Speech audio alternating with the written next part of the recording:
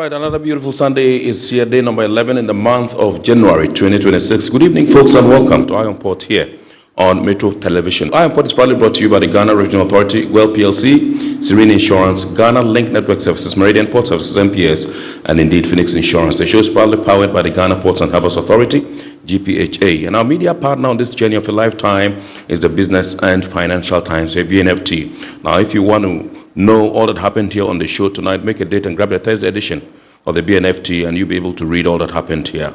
Tonight, we are streaming live on our social media pages as well. We are live at Ghana Ports and Harbours Authority on Facebook. Ghana Ports and Harbours Authority. Still on Facebook, we are live at Port of Tema. And on YouTube, we are streaming live at Iron Port. As usual, we're going to be getting interactive with you. And so all you have to do is sit back, relax, grab your phones, and send us some messages and comments ahead via our dedicated WhatsApp line, which is 0538-037353. 0538-037353. When the time is ripe and I pick signals from the production team, which I'll activate the phone lines for you to call in and contribute to the discussion. My name is Kennedy Mona. We're going for a quick break. When we return, we'll continue the show. Please stay with us.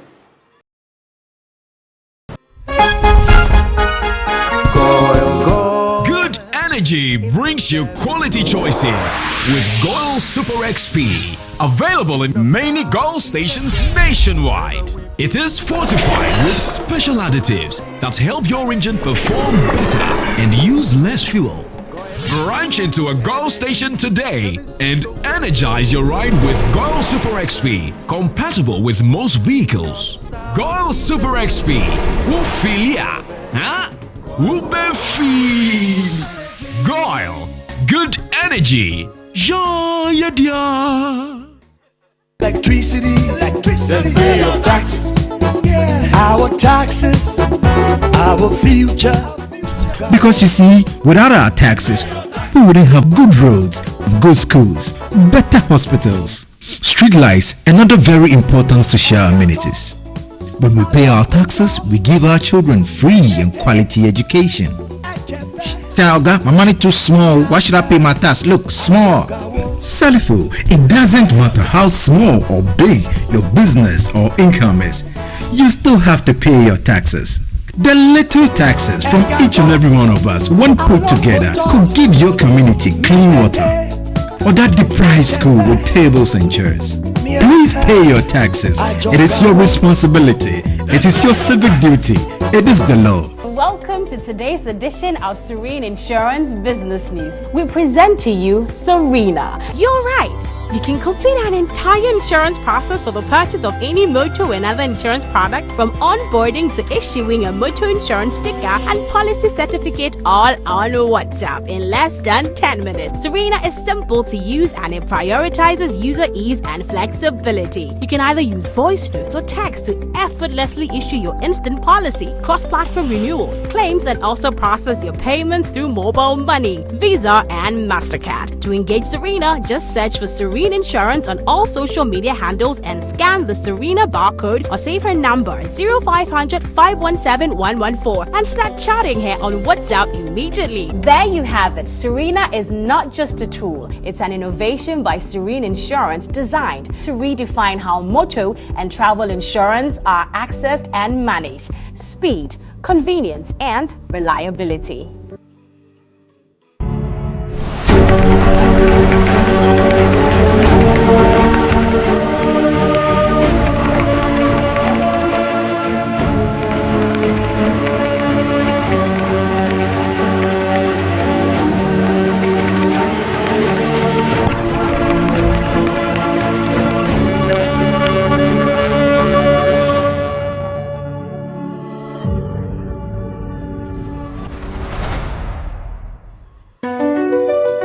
MPS Terminal 3 is Africa's new state-of-the-art container terminal at Tema Port. For manufacturers, agro-processors and traders, the new port means business can be done faster. This infrastructure boost will improve Ghana's port handling capacity, connect more trading routes, and oil the engine of growth for the economy, creating greater opportunities across all sectors as Africa's markets merge and become the largest trading bloc globally. MPS, we connect, you thrive. At Phoenix Insurance, we make the unpredictable predictable and the uncertain certain with our range of products, including motor insurance, fire insurance, engineering insurance, marine insurance, accident insurances, and all types of bonds. We have you covered. We also support you with risk management advice to enable you stay focused on your business. Take a policy with Phoenix Insurance today. We help you rise from adversity stronger and more secure. Contact us on 0302 246319 or 0302 246644 or any of our branches, agencies, and brokers spread across the nation. You can as well connect with us on our WhatsApp chatbot. Efiba is waiting to assist you. Make the future predictable with Phoenix Insurance. Phoenix Insurance, a delightful service experience delivered with wisdom. All right, today we are zooming straight into our discussion proper, and tonight we're taking a look at the proliferation of arms in our country and how to curb the trend. We have particular emphasis on how to secure the ports in Ghana against illicit small arms and how multi-agency collaboration can ensure national safety and perhaps security if you want. And we've often heard that we have, so many arms in the country. Now, these arms do not have legs to walk into the country. Obviously, some people are bringing them in. Which routes or which routes do they use to bring them in? We know some of the routes, one of the key ones would be the ports, that's through the maritime industry, and the airport and all that. But how are we going to be able to ensure that inter-agency collaboration would ensure that only the quantities and legitimate arms are allowed in the country? This is what we're going to be discussing tonight, and it gives me pleasure to introduce to us Dr. Adam Bona, who is the Executive Secretary of the National Commission on Small Arms and Light Weapons, NACSA. Good evening, sir, and welcome. Good evening, sir. Absolutely. Also with us in the studios tonight is Mr. Kofi Edu. Mr. Kofi Edu is the Deputy Port Security Manager at the Port of Tema. Good evening, sir, and welcome. Good evening. Thank you. And last but not the least, obviously, is Mr. Isaac, Senior Revenue Officer Benjamin Bekai. I hope I haven't butchered the name. No, it's Bekai. Yes. Right. Senior Revenue Officer Benjamin Bekai is the Commander Customs Counter-Terrorism Unit. And these are the three gentlemen or experts we are having a discussion with tonight. And so I would straight away go to Dr. Bona and get you to, for starters, take us to the basics and brief us on the core mandate of NACSA. And then also maybe you would want to let us in on how serious this threat of illicit small arms entering Ghana through maritime routes is. Thank you very much, and good evening to yourself and my colleague, Deputy Port Security Manager, and the man in charge of dealing with the bad guys at the ports. Absolutely. And yourself. And let me use this occasion to wish you a happy new year, right, and happy your new team at the ports and Absolutely. at Metro TV. Right. And in fact, the chief servants at the ports, Mr. Major General Paul Tanya Kulu, Tanya, he Right. recently got promoted. Yes, to Major General. And to also say he's brought a lot of innovation. Absolutely. To the No two ports. ways You about know, it, when sure. we started talking about the missing containers, Yes, you guys dealt with it. Absolutely. Like the way Maradona will, silence everybody and the issue. When you have a military Yes, general at the exactly. helm of affairs, So, you can't go wrong. And also use the occasion to thank the President of the Republic Yeah. and my minister who I report to directly, Right. Honorable Mutaka Mubarak, Mubarak. and the National Security Coordinator, Absolutely. the Chief Director of the Ministry of Interior, the police Right. who we collaborate with, and all the allied security agencies Right. in the country. Absolutely. For the good job they have put in during this scare Yes. of firearms dealing with us. I must say that it's been tough. And also thank the Asogli State who were there just In the last Volta week. region. Yes, we Yes. spent 1 week, a whole week in the Volta region. The Asogli State's traditional leaders Right. welcome us. The regional minister, Honorable Gonu, and his people, welcome us to the Volta region. I mean, Right. I would want to maybe one day build a beautiful home. It's a oxygen city. Right. Yes. But yes, to delve into the threats, why I'm here, it is so serious. You know, I have always said that illicit arms are more dangerous than illicit drugs. Right. You see, if I have, let's say, this red or something. Yes, they call if it I red. ingest it, it's Right. me. It's me. Yes. But if I had a weapon and the I threat had goes to others. bullets, Yeah. I can use the weapon. You would use the weapon. Your great-grandchildren will use the weapon. Yeah. So it is something that can be used for over 100 years.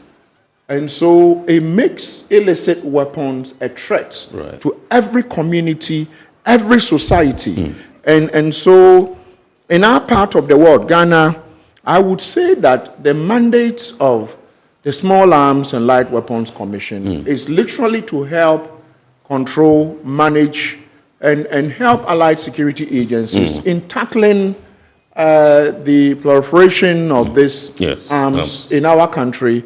And we also see to the implementation of treaties that have been signed on behalf of the Republic of Ghana. Yes. And, you know, we have the ECOWAS Convention of Arms, Small Arms, we have the AU, we have the Arms Trade Treaty. And so our mandate is so varied.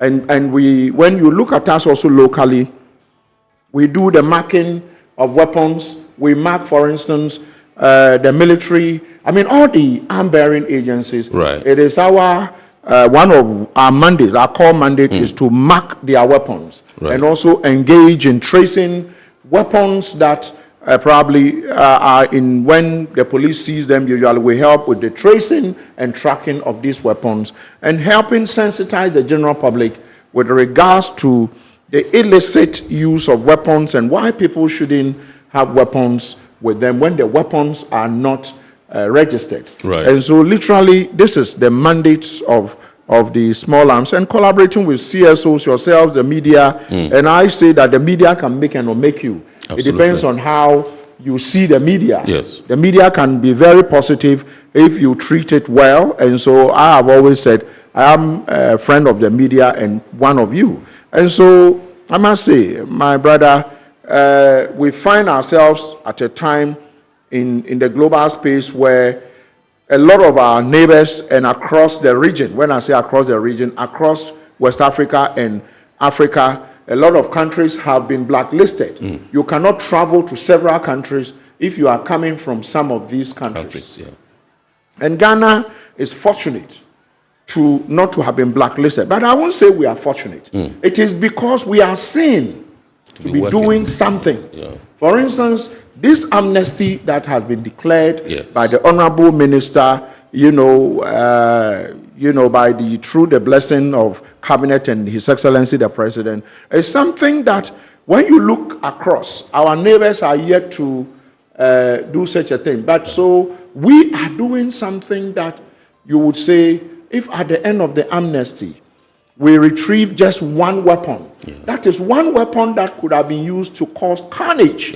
If you look at what happens in America or other places, one armed robber with one weapon on the street, hijacking a car, and look at the trauma people go through. So our work would have been seen to be done if through this amnesty, one weapon is surrounded. But I can tell you that we have had thousands of them being sent to various police stations, which I would say is gratifying. And so it's good to be here and to say that, I mean, some of us, where we find ourselves, we used to work within the space. We used to play a part within the space before. Fortunately, we took up this. We were, privileged to have been put where I am now. And so I would, together with my colleagues and also my minister in national security and the rest, every illicit weapon and bullet would be retrieved. Once it is illicit, once it is not registered, we are going to put in measures, and the measures we have started. We'll retrieve them. Today, I'm sure you've seen in the media what the IGP, Yohonu, and CID boss, what they are doing. Tema, some langars have been arrested. Before then, some 2,600 rounds of AK ammunition have been retrieved. And then, subsequently, 1,000 rounds of BBAA cartridges have been retrieved. When you go to the port, my team is there. are doing a lot to ensure that when Ghanaians sleep, they sleep. Because with weapons that are not registered in the hands of people, it will be very difficult to say if we don't retrieve them, Ghana is going to remain safe. Right. So this is what I would say. Awesome. Awesome. Let me come to Mr. Bekai and find out from you what the current situation is like at the ports regarding small arms smuggling and how big a concern it is. All right. Thank you very much. Let me say good evening to our cherished viewers. Yes. And I want to use this opportunity to salute my Commissioner, Brigadier General Grover Ashon Anan, as well as the Commissioner General, Mr. Anthony Sapong, yes, for their good work that they're doing. Absolutely. I will start by saying that the threat of illicit arms smuggling is a global threat. Right. All countries are finding ways and means to battle it, including the almighty United States of America. Right. And so Ghana is not an exception. Absolutely. We admit that the problem exists, is an existential threat to our ports and borders, our land borders as well. These are activities that are carried out by highly networked individuals with sophisticated means and resources, always planning ahead of security agencies, putting counterintelligence ahead of agencies to be able to outwit the system. So they are really working hard to succeed. However, from customs perspective, being the gatekeepers of Ghana's borders in terms of goods that move in and out of the country, we have been doing our best to ensure that we put the situation at the port under control. Working together with all our agencies, we have been doing our best. And this brings me to say that the past records is there to demonstrate that we have been making some successes in terms of interceptions at the port. For example, in the year 2024, November, through the vigilance of the inspection officers at the Golden Jubilee Terminal, we seized over 53 sidearms, which were concealed in barrels that were declared as personal effects. Before then, in 2021... When you say sidearms, what do you mean? So I mean pistols. Okay. Pistols, right. yes. Side, okay. Exactly. Right, sure. Together with quantities of rounds of ammunition and magazines that were being imported into the country. Right. But even before then, in 2021, it will interest you to know that we intercepted another consignment that was being smuggled by a military officer of the United States of America, a major for that matter. So it buttressed the point that I said that these activities are carried out by highly networked individuals who are well organized in their operations, and they do their possible best to outwit. But was that military officer a black or a white? So he was a Ghanaian military officer in the States. So through the collaboration with our U.S. counterparts, we even sent officers to U.S.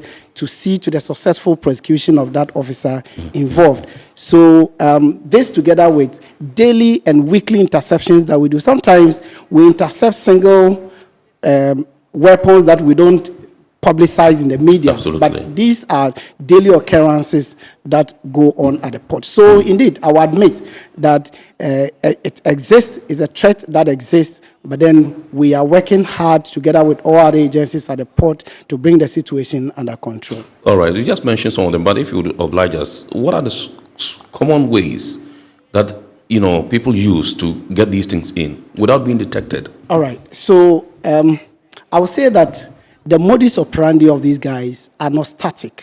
They are fluid. They don't adopt just a single method, but then trend analysis have shown that usually they deploy two main methods. The first one is concealment method, and then the second one is false declaration method. For concealment, they find all possible ways to conceal and hide the items in the midst of other goods. It could be in the bales of used clothing, vehicle parts, and other things. They will dismantle and hide them so that they will be able to evade detection, possible detection. In terms of false declaration, usually they will falsely declare the content of the items, or they will even decide to hide the true origin in terms of the country of origin of the consignment. So these are the common ways. There are more, but for security reasons, I wouldn't want to go into much details, but these are the common ways that we have noticed. Awesome. Thank you very much indeed. Let me come to Mr. Kufuedu. That's the Deputy Port Security Manager, Port of Tema, and find out from you what the biggest challenge is that we are facing in terms of preventing illicit small arms. The effects of illicit? Yes. Yes. The effect of illegal arms and light weapons entering the country through the port. Yes. To the security of the states, yes, we dire. Absolutely. You know, over 90% of the world trade is seaborne. Absolutely, yeah. Yeah. So if our ports are exposed to illicit trafficking of light and small arms, yes, the country will not be absolutely safe. Yeah. So the ports need to make sure it is safe in terms of tightening the security at the port. Right. You know, light weapons and small arms can be mixed in cargo. So if our security strength is not good, our scanners are not working properly, the influence of small arms into the country will be more than somebody using the border or by air. So we need to strengthen our security at the port in terms of scanning. All cargo need to go through the scans. Right. Then at the end of the day, we can. So the port play a vital role in preventing illicit trafficking of arms into the country. So we are able to block all these holes by making sure that the port is not exposed. Absolutely.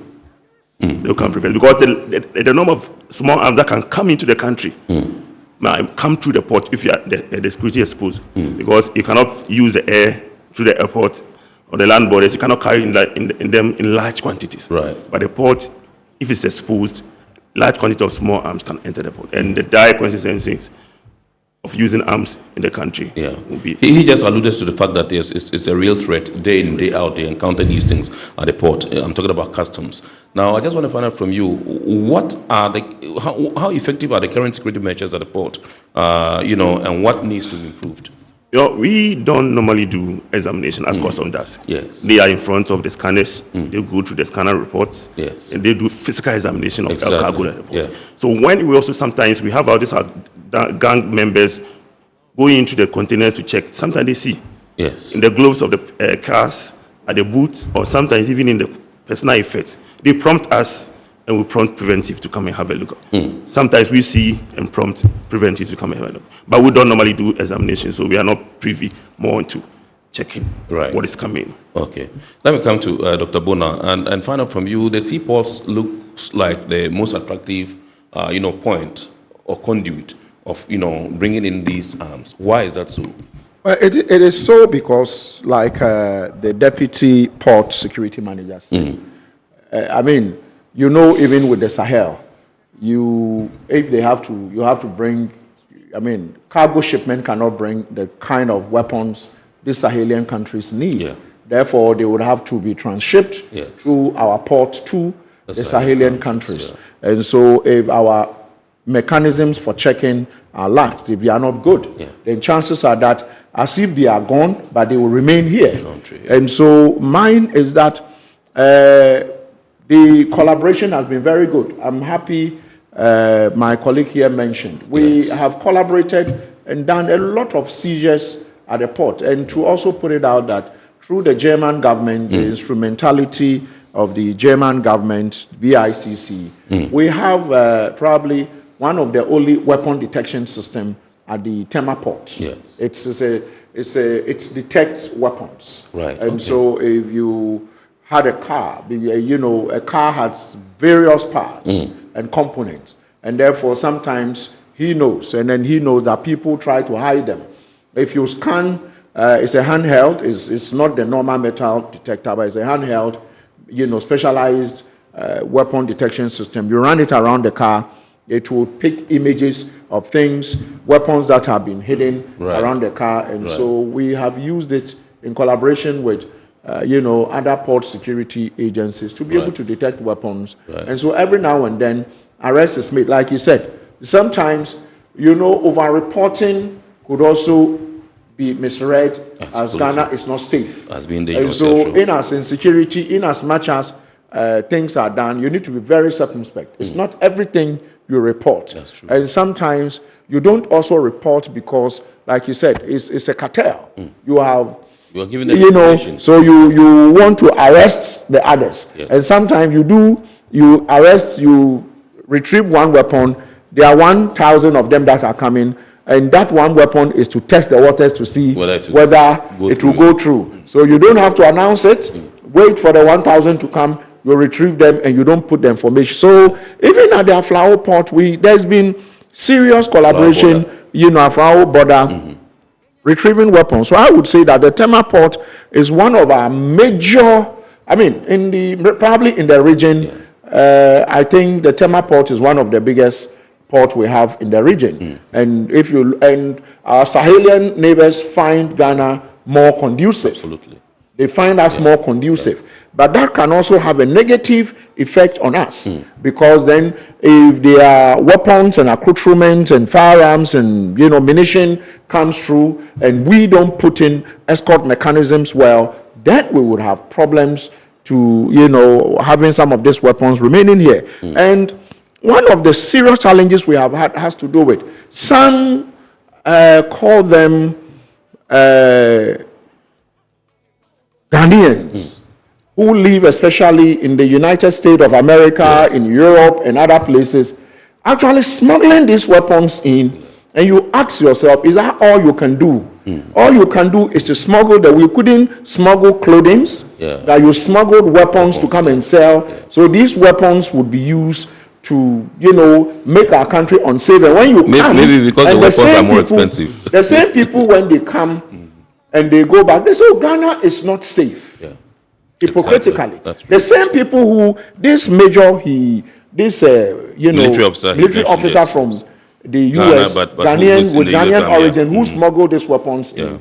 If he had come and some bandits or robbers unfortunately had used one of these weapons he sold without himself knowing on him, Ghana would be determined to be a country that is not safe. Absolutely. So sometimes I say that, why bring in this weapon that can be used to harm yourself and your relations and friends? Don't bring them in. And they hide them in all manner of, in used clothes, in all manner of compartments. But fortunately, vigilance has gone up now at the ports. And so I would say that those who are watching, I'm sure, they are watching us from all over the world. If you smuggle them in now, we have the ability to fly in. It's just within 10 hours, we are in the US. And then even if you didn't come, you will be arrested and prosecuted wherever you find yourself. And Trump will be very happy to deport you back. Because once you are convicted, Trump says he doesn't want convict in his country. So once you are caught smuggling weapons into our country, whether these things can be traced. We determine that you smuggled it and you are in the US or in Britain or somewhere in any of these European countries. We will come in there, make sure you are prosecuted, and at the end of the day, you will be deported. You will come and join us here. If the country is safe, you stay here. If the country is peaceful, you stay here. So I think that we find ourselves in a heightened state of alertness, and I would say we've done a lot of training.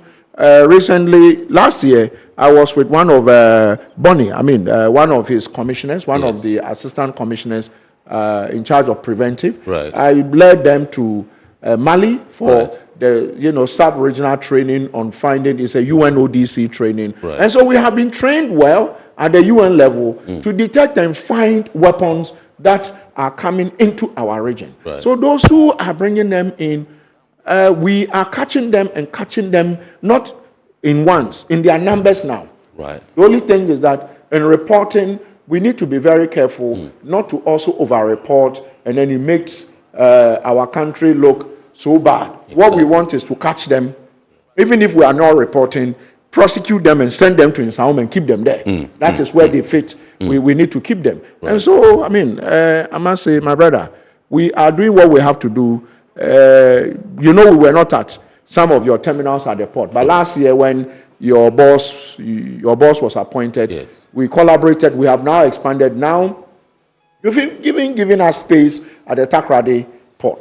Right. So we were supposed to deploy. I think the deployment has been done to the Takoradi. I need to check to the Takoradi port. So it means that we are collaborating to ensure that this, and because these weapons are expensive, you have all manner of persons. Sometimes they call, I want to bring in weapons. And I say, for what? We have dealers. If you want to be a dealer, apply to be a dealer. I don't, one person want to bring 12, maybe weapons, sidearms or shotguns, and for what? And magazines, and for what? Right. Come and be a dealer, go through the process, sell them legally so that we can register those who you are selling to. But once you bring them in containers and hiding them, it means that you are likely to sell them to the wrong persons. Absolutely. Yes. Absolutely. Can you give us draw the difference? Let us have, maybe you and Dr. Bona would have to share this one. The various weapons that we have. We have side weapons. He mentioned shotguns. We have the AK-47s and assault rifles and all that. Can you tell us, the difference?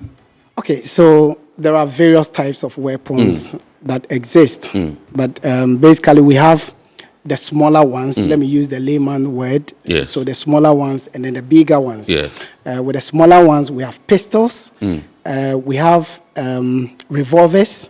They all look small. They can be hanged by the side pocket. That's why it is. So we have the pistols, the revolvers. They constitute the side arms. Right. They are called side arms because they can easily be hanged by the side pocket. Yes. And then we have and the that's bigger. one you can also put on your knee. Yes, they are all side arms. Okay. Yes.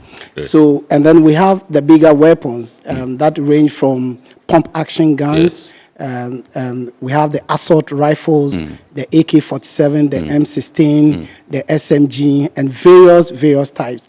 But basically, it is not an offense to import weapons, some categories of weapons, with the right permit and procedure. Right. So you can be allowed by law to import a sidearm, either a pistol or a revolver, or a pump action. Yes. These are the type of weapons that individuals can legitimately own through the right process by acquiring permit from the Ministry of Interior. Yes. And then as for the assault rifles, the AK-47, the M16, they are reserved weapons for the security agencies. So no individual is allowed to handle those types of weapons.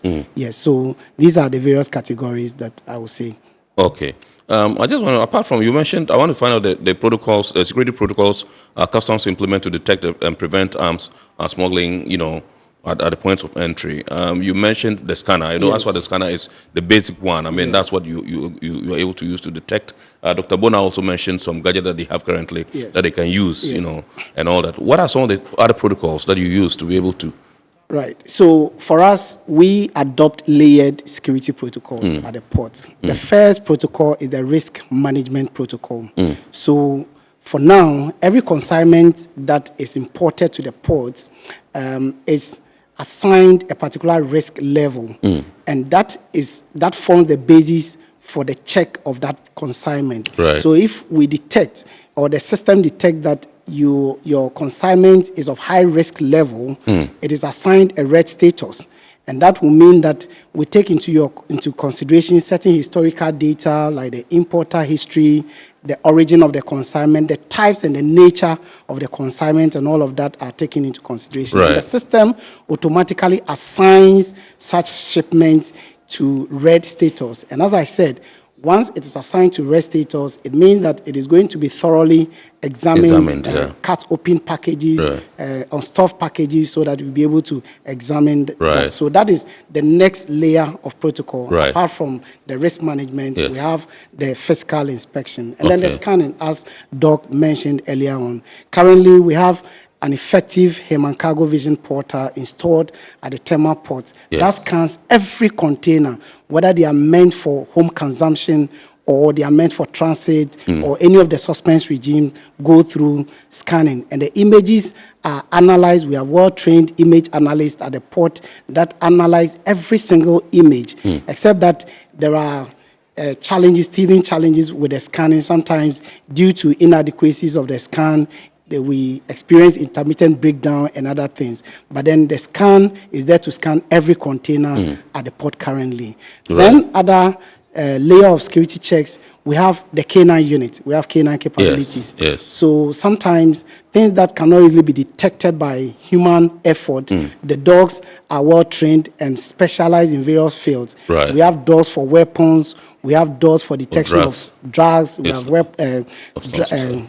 dogs for the detection of currencies Right. and all other Wow. illicit substances. So I need that kind of dog, the one that detects the currency. So I want to move my neighborhood, he'll be sniffing around to see where the loot is.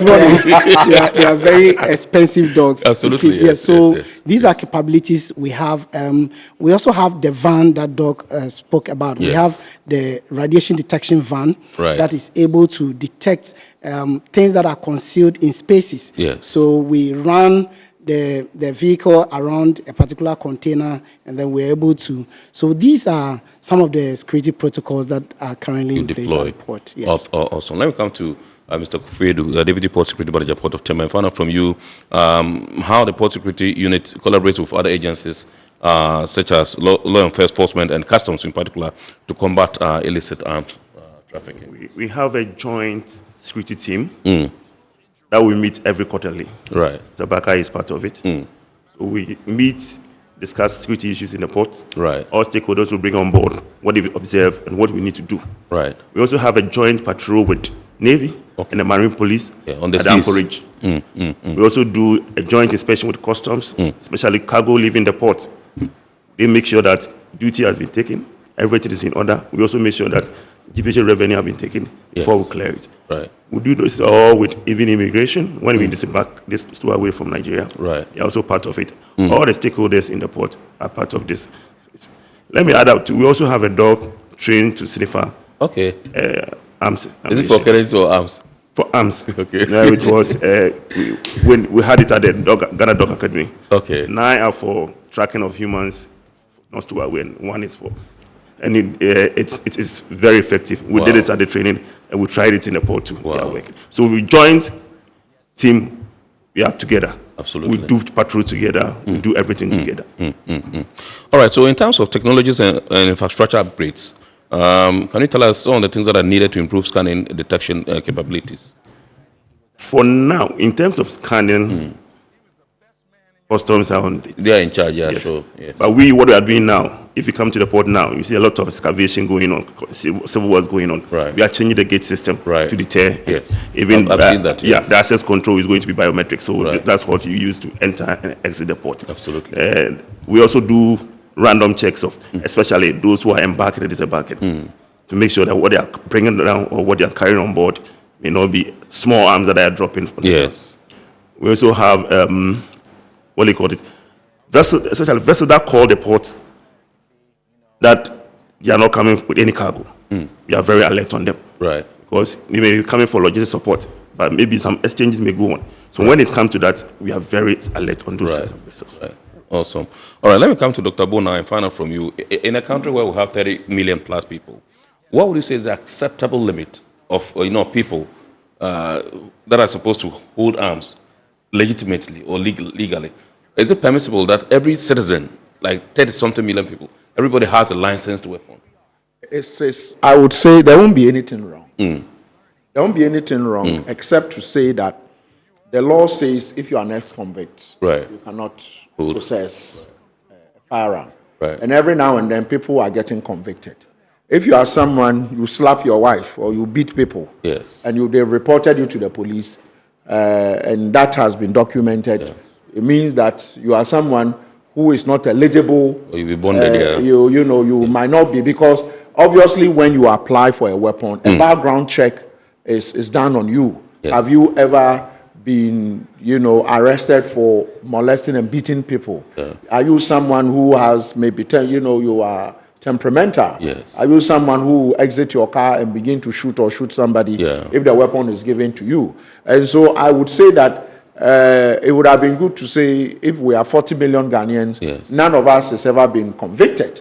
And therefore, all the 30 million Ghanaians can own 2 weapons each or 1 weapon each. It means that we are of good character. And so even when we have the weapons, we will use it for entertainment and, sports. Yeah. We won't use it to harm one another. Right. But it is not so. And so I would say that to talk about acceptable limit, I won't be able to put a figure on that. But I have repeatedly said that I don't think that the privilege to own a weapon would be taken away from us if the weapon, we want to register the weapon legally. Right. And so if there has to be 1 billion weapons in Ghana, they should all of them should be registered. Registered legally, absolutely. Because, we have a lot of vehicles in Ghana. Majority of them are still waiting at the port to be cleared. Yes. Majority of them are still sitting at various car sales joints to be sold. Yeah. But whether the vehicle arrived at the port, or it is at a garage to be sold, or is being driven on our street, or is someone's house, we know where the vehicle was manufactured and who owns it. That's true. If you have a vehicle, there is no way you will give your vehicle to your son, your daughter, your sister, your wife to go and commit a crime with that vehicle. So if you know a friend is badly behaved and that friend came to you, give me your car. I want to go for a party. You will say no, because you know that you will go and use it for robbery. Absolutely. It's the same way when weapons are registered. The tendency to have that weapon being used to commit a crime is 99 point something negative. Right. If it is registered, chances are that you have been taken through the protocols. Yes. You know that per the NRCD 1972 section 7 specifically speaks about discharge and display of weapons. You need an explicit permit from the IGP. So when our chieftaincy, our traditional leaders even want to discharge these musketaries, the law, the act, NRCD, it says that ask for permission from the police. Right. If you did not, you have committed a crime. Absolutely. And so it is not just enough to say, I have a weapon, it's registered to me. Then you go into Wakola. Then you want to buy tomatoes, the owner says, no, this one, if you won't pay this, go. And then the owner says something, you are not happy, then you pull the weapon. The weapon, you'll be arrested, the weapon retrieved, and your license revoked, and that's it. You won't get a license again. You know this, is it a sake or a seke? Yes. Recently, yes. And Cyborg shot in I remember air. some people met His Excellency and were pleading on the musician himself met the president Yes. and shook hands and told the president, can you do something? And the president. The president will tell that even if you are my son and you broke the law, I'll hand you over to the law. So the president said, as for that one, let the law deal with it. What happened? Immediately, he apologized, went to court and said, I surrender, what I did is wrong, and the weapon retrieved, his license revoked, and then it means he will never be entitled to a weapon. Right. So mine is that those who are watching us, the country or the government is not saying that don't just own a weapon. Own a weapon only when it is registered to you. But if you own it and it is not registered to you, it is a first degree felony per our Criminal Offences Act. First degree. Yes. You could go in for between 10 to 15 years. And we don't want to crowd our prisons. Fortunately, it's now 5 cities. In the past, before last year, it was it was 1 city, 80 pesos. A full-grown man. How much is pure water? Yeah, that's true. So it tells you that walking free and being hungry is better than being in prison and being, being given. I mean, even if you are being fed with chicken in the prisons, taking your freedom from your liberty to move around alone is something. So for me, I would say that there is no limit to how many weapons that should come in. But I can say that consistently, the Ministry of Interior that is clothed with power to issue this permit, and part of it has been, given to other agencies to do that, has made sure that there are some mechanisms put in place for this, to control how many weapons are being given to people, because then if we are not careful, people will come, and sometimes if you don't do proper background checks, my brother, we are going to have a situation where these weapons would fall into wrong hands, and the next thing you see is chaos. Today, you go to the Benyiri conflict. Yes. I mean, how on earth did we come this low? You take recently in Accra, is it Teshi or one day? I mean, in Greater Accra, where Homowo. I mean, I grew up literally like a fisherman. Where Homowo is when we are all happy. They kill, they bring the fishes, they cook, and we all eat them. We do that. And now Homowo. The beauty that accompanied Homowo and the way we ate a lot of people and the chile meat, the fish, is now being replaced with the use of weapons. And people, they were doing film shooting like in a trailer in the open street of Accra. And this is the seat. This is where the seat of government is. So these people didn't have any fear in them. The Jubilee House is just around the corner. Burma Camp is there, IGP is there, this is there, Ministry of Interior is here, everybody is here. And it tells you the impunity with which these people feel that, and landguardism. Today the police have arrested some landguards in Tema. These people feel that they have become overnight landlords. Once you have a weapon, you are a landlord. So you have a land and you are building, it comes to the pow. They say they are taking ground fee. You have bought your land though. You are building. They say, if you don't give me ground fee, you can't build. They did it to me. Thank you. You get it? In Ajinko. So they become overnight. Some of these landlords are not even proper Ghanaians. 4,000 cities. Some of these landlords, are you listening to me? Some of these landlords are not even proper Ghanaians. They are people who have found their way to live with us. And because of our the way we live, the way we accept everybody, they now begin to be more Ghanaians than us. Once he owns a weapon, he feels he can commit atrocities with the weapon. And so mine is that the current administration is sending a strong signal. So you can see in the last 2-3 weeks, a lot of seizures. A lot. It's more than that, but not everything can come out. IGP Onu and, Madam Lydia, DG, CID, operations, and everybody is on board to ensure that the right thing. And my colleague mentioned intelligence. You see, so sometimes without intelligence, these seizures will not happen. And I have said it repeatedly that, my brother, if your ex-girlfriend, if you ever had one, definitely you will have, knows you had a weapon and the weapon is not registered, he will report and will give him money or will give her money. And will arrest you. So you see, in people, there is that heightened awareness.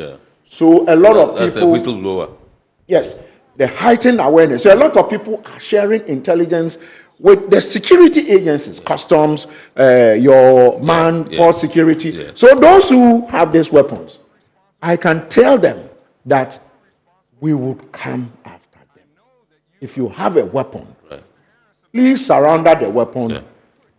The amnesty ends on, I know we'll come to amnesty, but it ends on the 15th. On whether the minister would extend it, that is his prerogative. I can't take that away from him. I'll defer that to him to make that decision. I'm sure he's done consultation with the cabinet and the president, and so a decision will be made whether it ends or it will be extended. My mandate is to implement the amnesty up to the 15th. If it's extended, we'll continue.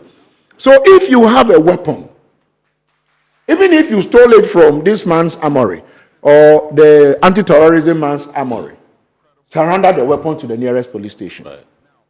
You'll be safe. Safe, no prosecution, no interrogation.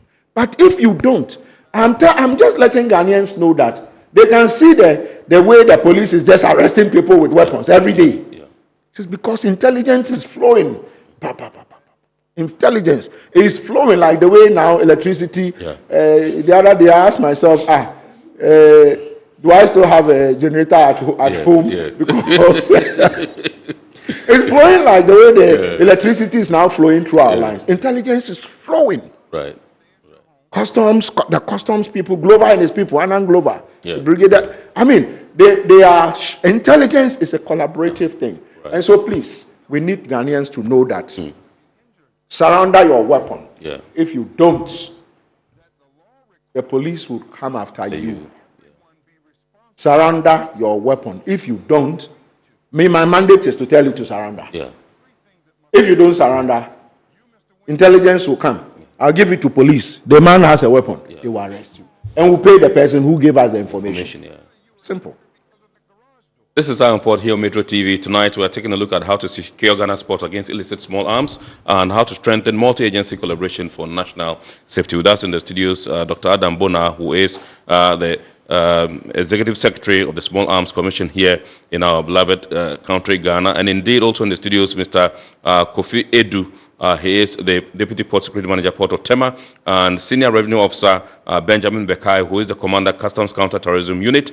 These are three gentlemen we're having a discussion with. We're going to go for a quick break. When we return, we'll continue the show. That's where we go to get to activate the phone lines for you to call in and contribute and also share your messages with the rest of the world and also elicit some responses from our guests. Please stay with us.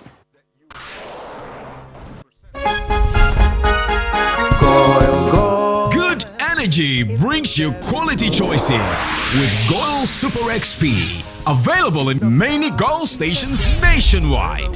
It is fortified with special additives that help your engine perform better and use less fuel.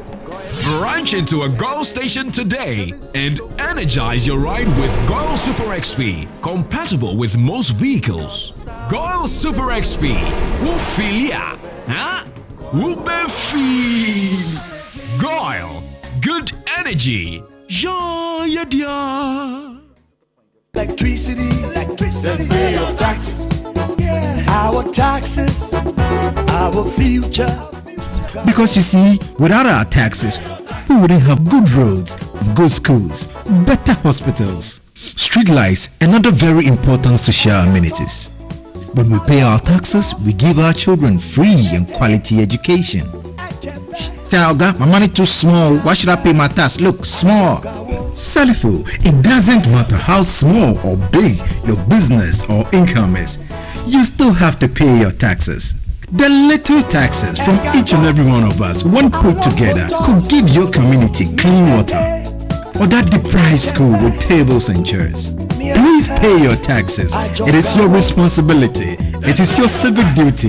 It is the law. Welcome to today's edition of Serene Insurance Business News. We present to you Serena. You're right.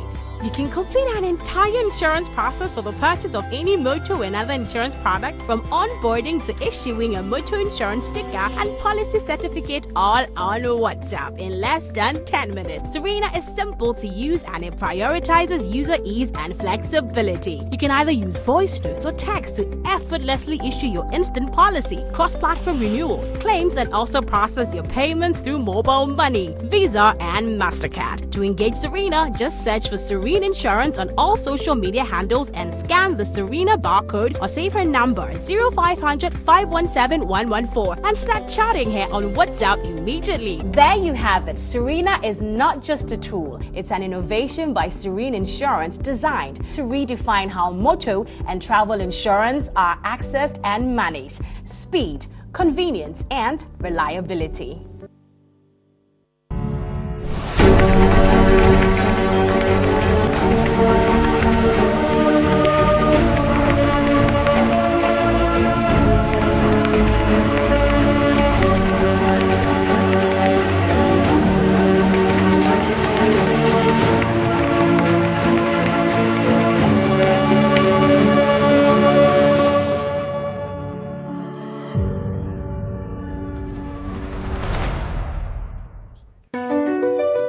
MPS Terminal 3 is Africa's new state-of-the-art container terminal at Tema Port.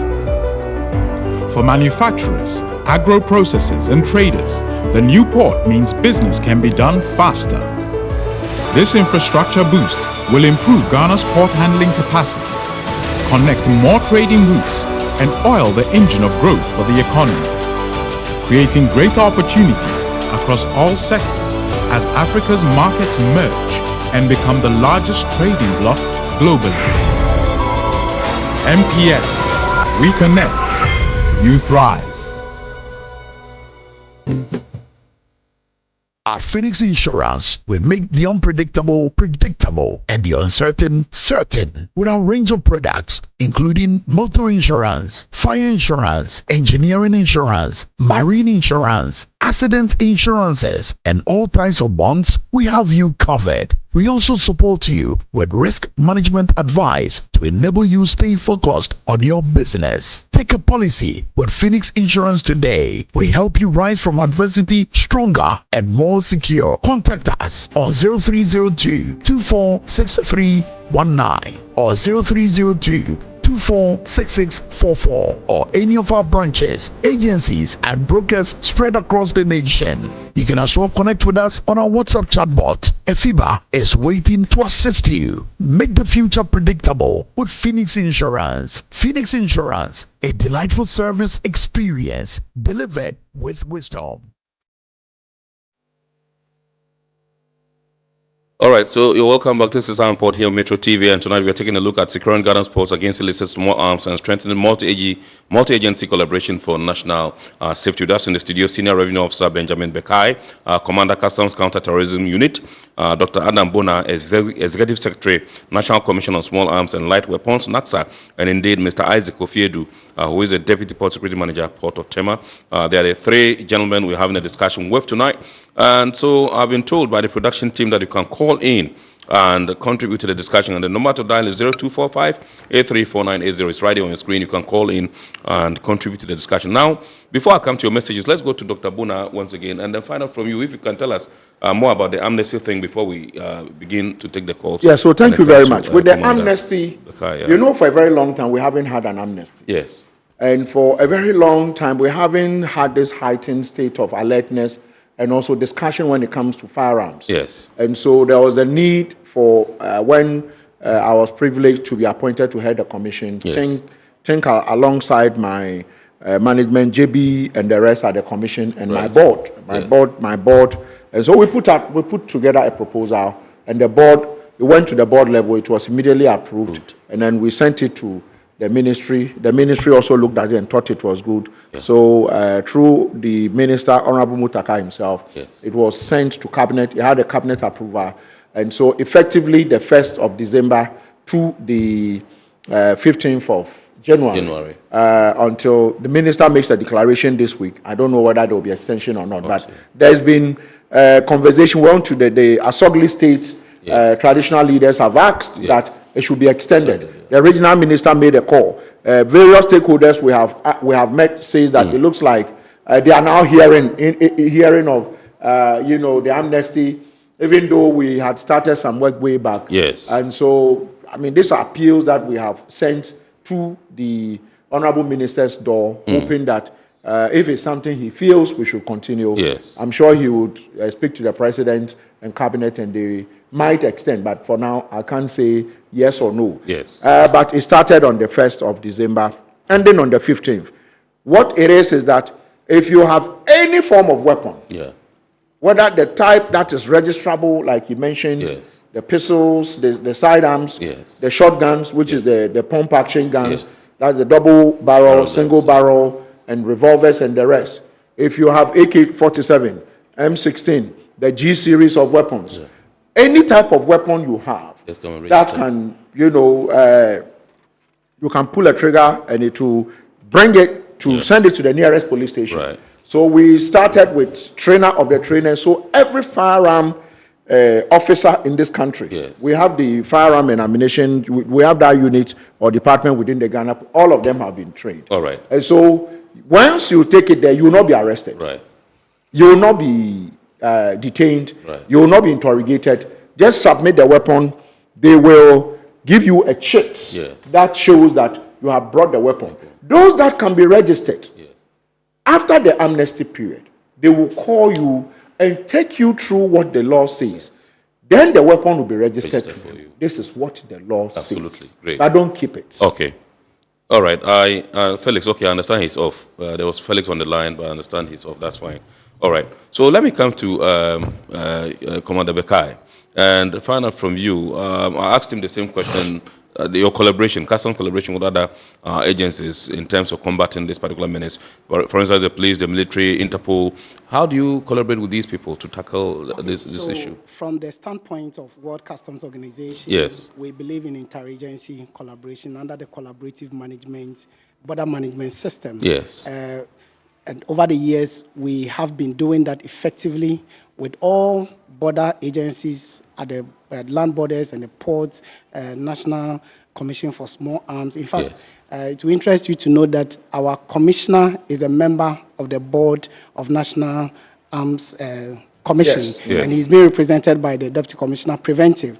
So that's Mr. Bonnie, Assistant Commissioner. All right. Okay. Yes. So over the years, we have collaborated effectively in the area of intelligence sharing, joint operations, joint training, as Doctor said earlier. Yes. In fact, most of the successes we have achieved is a collaborative effort. Absolutely. We share intelligence both with local agencies and international agencies as well. So it's been very effective, especially at the port. I am the secretary to the Border Security Committee at the port, and Mr. Edu is a member. All the border security agencies working at the port are members of that committee. Yes. And so we do have that effective collaboration very often. Right. Yeah. Okay.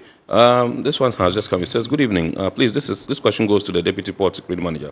If a major shipment of illicit arms were later traced to have passed through Ghana's ports undetected, what personal and institutional accountability measures would be triggered within the Port and Harbours Authority Security Department, and what concrete reforms, technology, personnel vetting, or performance audits and leadership oversight are you willing to implement immediately to ensure such a failure can never happen again?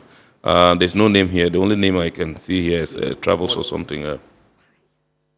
The fellow is asking that if a major shipment of illicit arms were later traced to have passed through Ghana's ports undetected, what personnel and institutional accountability measures would be triggered within the Ports and Harbours Authority to, prevent this kind of thing from happening again? You want to take that? Okay. Yes. So maybe he has to be a bit clear with the question, because what he means by major shipment. In fact, the port is a port that allows transit cargoes to also pass through the port. Yes. And it is our duty to ensure that they exit the country safely. So we are not too sure what kind of major shipment it is, but trust me, there is no way we would detect major shipment of arms import at the port and then allow it to go. It can never happen at the port. All right. So this one says, please suggest to Doctor that there are many weapons in the system without license, but the owners want to regularize the process. They approach customs willing to pay the duty and regularize the process, but they are unable to do so because the weapons were smuggled into the country. Well, so take advantage of the amnesty period. If you are now bringing the weapon, per the laws of this country, you need to have obtained an initial permit to import. Yes. So if, whether it's on the manifest here means that, what's the name? It's part of your bill of, lading. It's there. You still don't have a permit to clear it.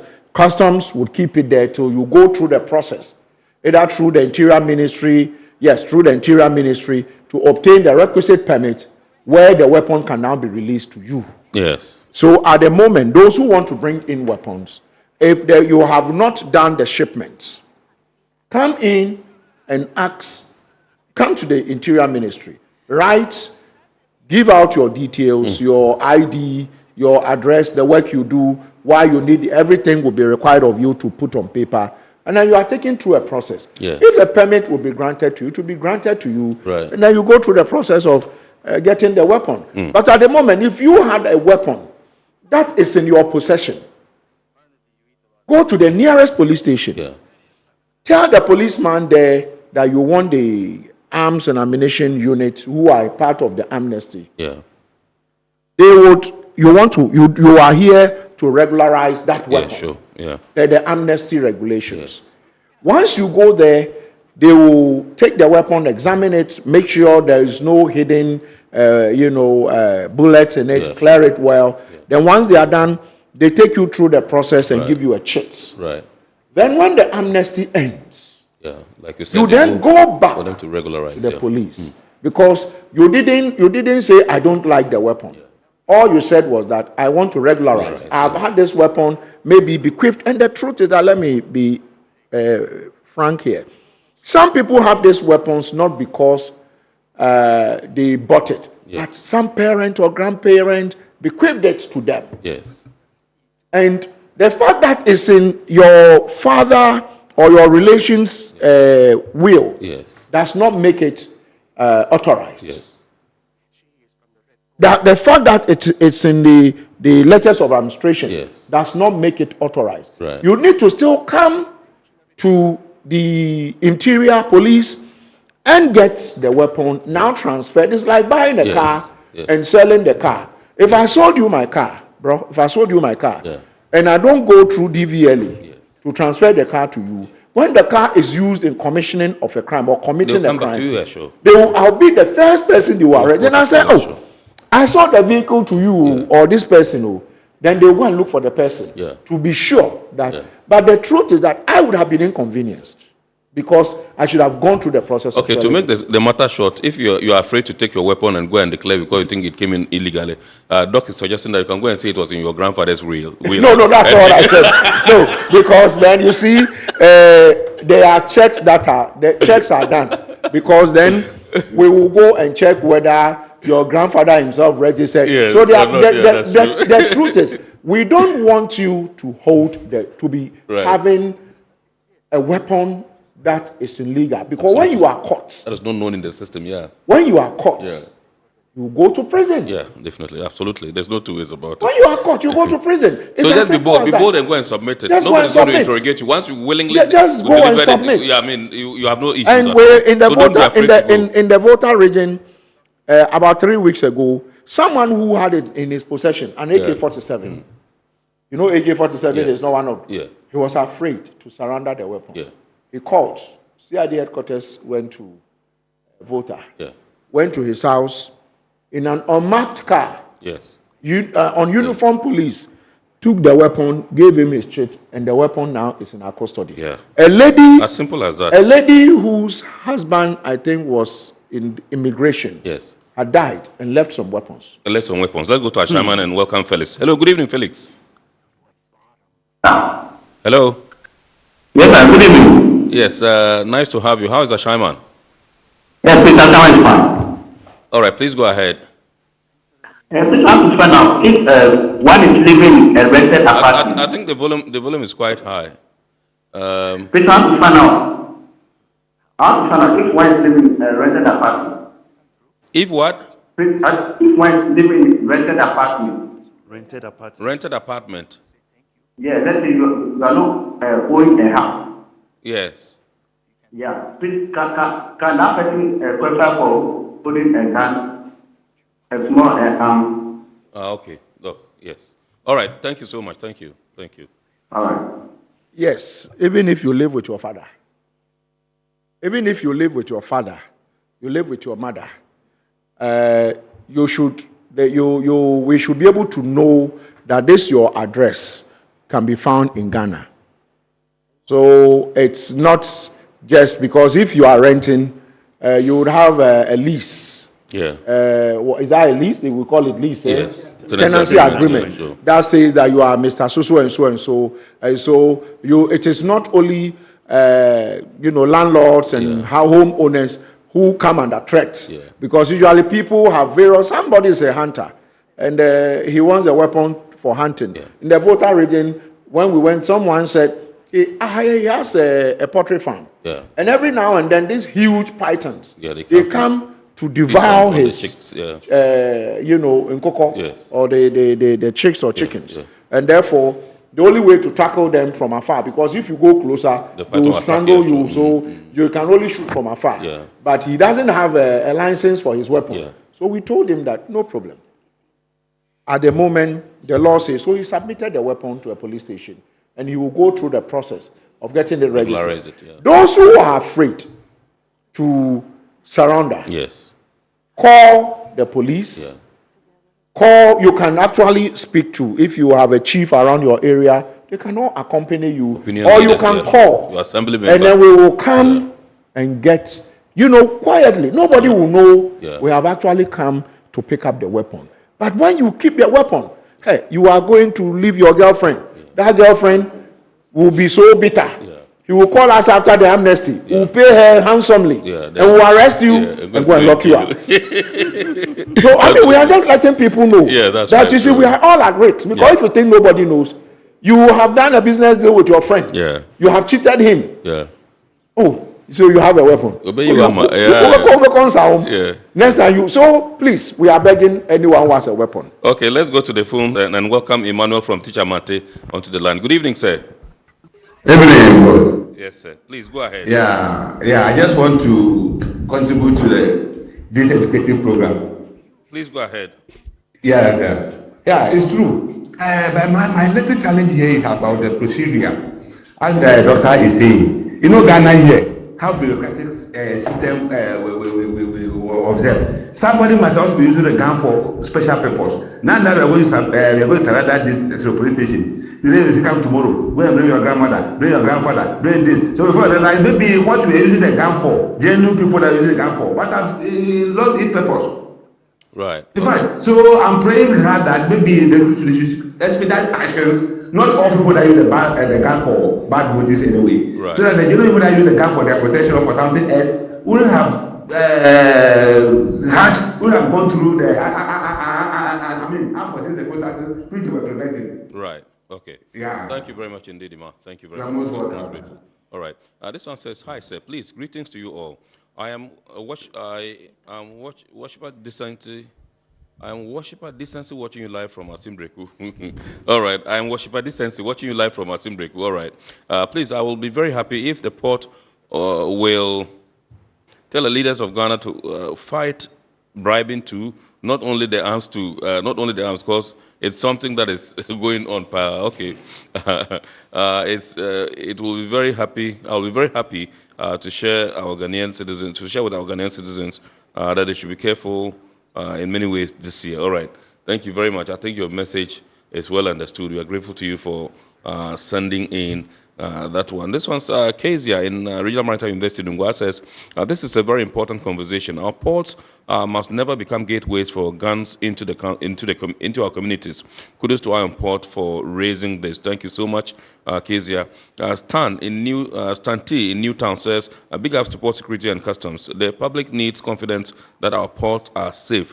Solar Jacobs in Accra says, does NACSA have officers permanently stationed at the port, or they only come in when there is intelligence? Yes. No, we have permanent officers who run shift in all the terminals at the port. Yes. At the moment, we have just expanded to Kotoka International Airport, where we are at Terminal 1, 2, 3. Yes. And so I mentioned even Takrady Port. Yes. And so, no, we are not only... we don't only come in when intelligence come in. Right. We even have an office at the ports. We have an office, we have an office at the ports, and we now have offices at Jubilee Terminal, Golden Jubilee. Right. We have expanded to all, and we have officers who run shifts, working with other security agencies to detect weapons and make sure that Ghana becomes a safe haven for all of us. Absolutely. All right. Let's go to the phone lines and welcome Hassan. Good evening, sir. Good evening, sir. Awesome. Please go ahead. Please, I'm not going to contribute to your program. Please, I need Dr. Adam Buna's number. Okay. There's something I want to share with him secretly. Okay, all right. With doctor's permission, my production team would give you that number. With doctor's permission. Thank you. Yes. Thank you. So the production team would service you, would serve you that number. God Thank bless you so much. God bless you. Bless you God too. bless you. All right. Bye. So we move to Osei Wusu in Takwa, who says, can the ordinary Ghanaian help in reporting suspected arms trafficking? Doc. Yes, that's what I said. If you help and we hit on them, we'll pay you. Yes. So I just said that if you help us with trafficking of arms and an arrest is made, we'll pay you. Yes. As for how much we pay you, I won't discuss it. Right. Because it depends on the quantity and a lot of things. But yes, we will pay you for sharing intelligence with us. That not just intelligence that will not lead to anything. Right. But intelligence where we go in and the weapons are there, the ammunition is there. Accurate intelligence, absolutely. Accurate intelligence. Absolutely. Because let's be very honest with ourselves, no amount can replace the lives that are lost through this. Look at what is happening in Boku. Absolutely. You know how much money we pump into Boku, Uchi, and other places. So we want to get rid of all these weapons in our society. Yes. All right, so let's go on to the lines. Kwashi is calling in from Tema. Good evening, sir. Good evening, sir. Awesome. Please shoot. Okay, please. I came late to watch the program, but I wanted to find out from Dr. Adam Bona whether if you know someone is having. You said? Yes, please go ahead. Okay, if someone is having a gun, whether you know the person, you don't know whether the person registered or not registered, can you ask him or you inform the police or you can have a conversation with him? You said? Please go ahead. We are listening. Yeah, so that you can have conversation with him so that he can submit the arms to the nearest center. But some of them, if you ask them, the gun have been registered, it's like, he say, why are you asking me? Why are you asking me have I registered the gun? Are you the security officer or are you a security to ask me whether I have registered the gun? So I want if there's something they can do about that one too. Yeah, your point is well noted. Thank you very much indeed. Just like so you the have this number. If you can write down this number 0599 070 944. So 0599 070 944. So this number will lead to an officer of the Small Arms Commission that picks intelligence for us. And so the question he asks, I will answer it directly. If you are sure that this person has not heard of the amnesty, you can. But if you are sure that the person has heard of it, and in a conversation, the person says, oh, I won't surrender the weapon. Please don't wait for the amnesty to end. Call us. Once you call, in collaboration with the security agencies, the person will be picked up. Right. Because we want to rid our society of illicit weapons. Yeah. It is the only way I can confidently disagree with someone in traffic and still go home. Yeah, safely. Yeah. Because then, if I know this person has a weapon, and, I cross him small, mistakenly, and he says, I say, oh, what is your problem? He goes into his car. Sometimes he has some girl in front of the car. He wants to show I'm a macho. Pow, pow, trouble. Yeah, that's right. So that's not what we want in this country. Okay, let's welcome Alfred from Mepe. Good evening, sir. Hello, Alfred. Yeah, good evening. Good evening, sir. Please go ahead. Yeah, go ahead, sir. Yeah, I want to ask if an weapon is in my family. Maybe it was there before I was born, and I realized that it was not registered. Yes. Now that the campaign is going on, yes, and then I feel that weapon must be registered. Yes. And there is no paper on it. Yes. Will it be easy for me to bring it to the police? Very easy.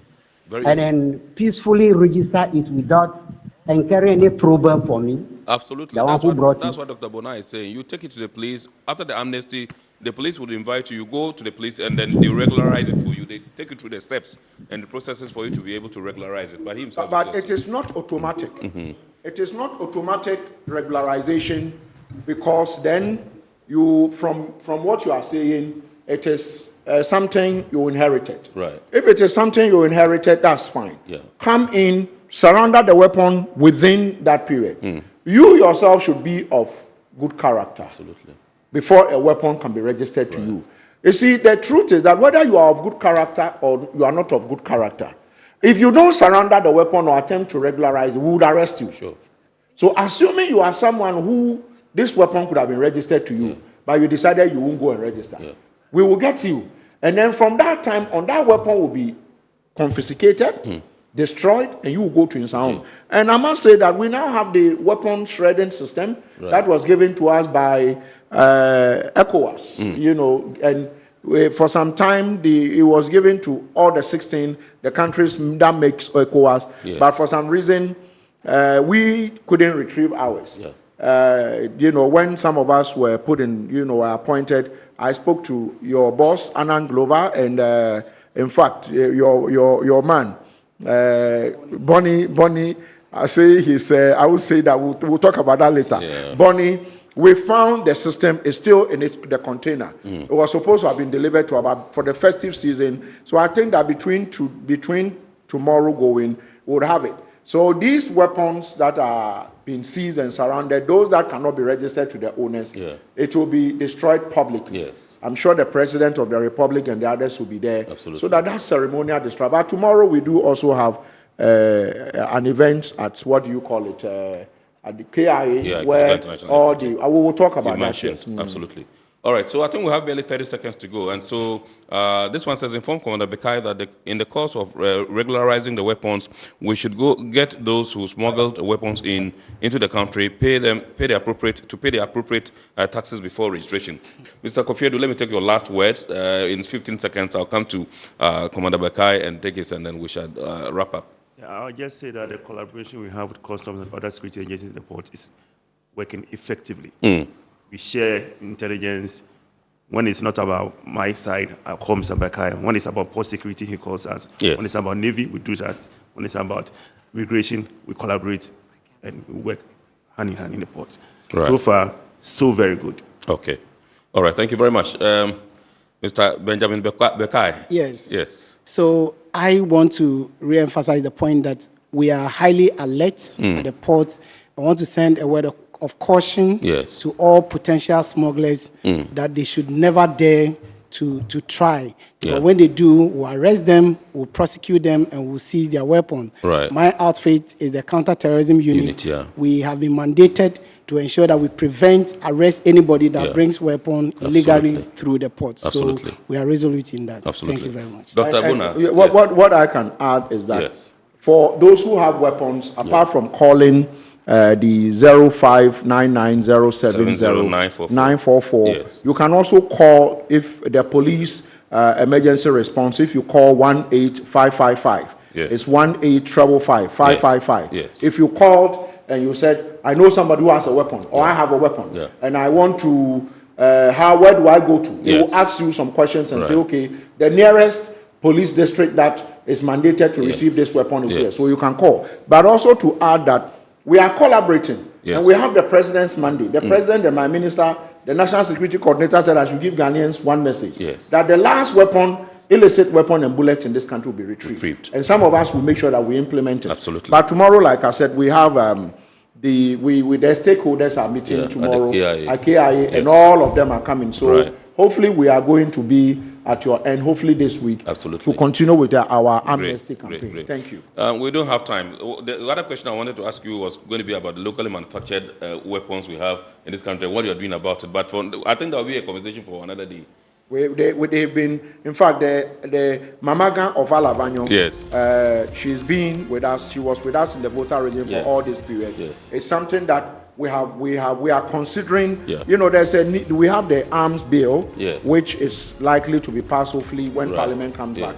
All of those things are there. So once we are hoping to regularize them to make sure we integrate them in our body, you know, the industry in this country. But I'm sure there has to be a broader conversation. All right. Thank you very much. Dr. Adam Bona is the Executive Secretary of the National Commission on Small Arms and Light Weapons. Indeed, he's been doing the discussion with us. Also in the studios, the Senior Revenue Officer Benjamin Bekai, who is the Commander Customs Counter-Terrorism Unit, and indeed Mr. Isaac Kofiedu, who is the Deputy Port Security Manager, Port of Tema. Remember, we're discussing how to secure Ghana's ports against illicit small arms and strengthening multi-agency collaboration for national safety. Gentlemen, thank you so much for making a date and coming. It's been a wonderful discussion. We appreciate you so much. And to the callers and those who texted, we are deeply grateful to you. We entreat you to keep watching the rest of our programs here on Metro TV and watch the abridged version of our report on Wednesday at 8:30 p.m. on Ghana Television GTV.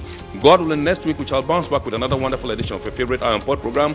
Here we want to say a big thanks to our sponsors once again: Ghana Revenue Authority, Well PLC, Serene Insurance, Ghana Link Network Services, Meridian Port Services, and indeed Phoenix Insurance. Remember, the show is always powered by the Ghana Ports and Harbours Authority, GPHA. We'll see you next week, God willing. We wish you a super week ahead. God bless, no less. We are out.